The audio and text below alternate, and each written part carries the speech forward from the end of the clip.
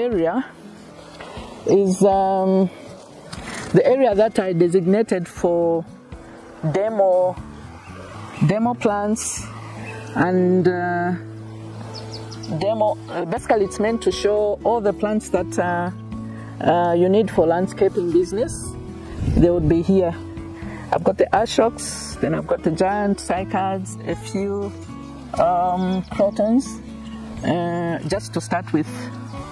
But more importantly, I decided to do some rockeries as demo, that this is what I can do.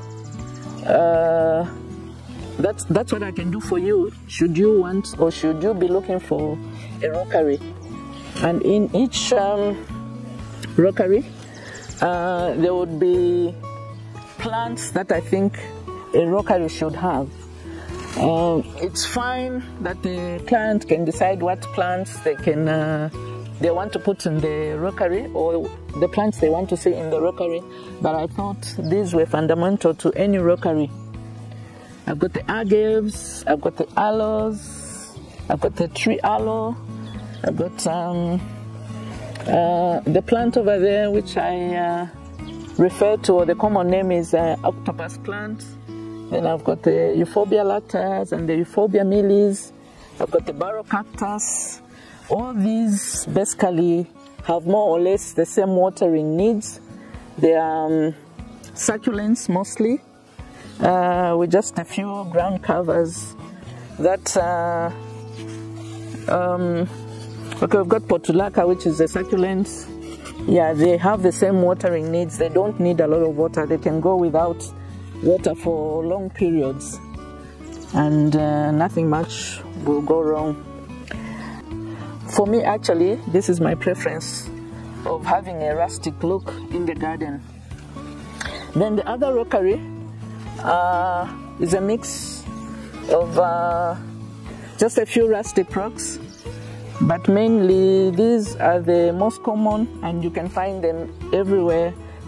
And again, here, all the plants that are here have more or less the same watering needs. They don't need a lot of water. And I always think that a rockery is a must-have if you live in an area where you don't have enough water. You can only water once, maybe in 2 weeks. You just have to watch out during rainy season to make sure that the water is not sitting on the plants, that it's draining. And then I also have the Frangipani. Again, I want to show the different colors that one can you can choose from.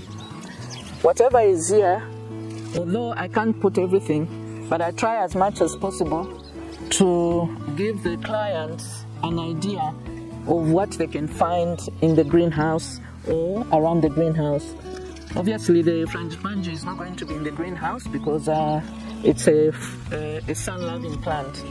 But there are other plants that do better in the shade.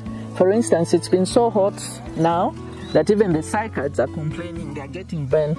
So I decided to bring just a few here. So these Frangipani, most of them, the colors are not available locally because I brought them in from Thailand just the other year.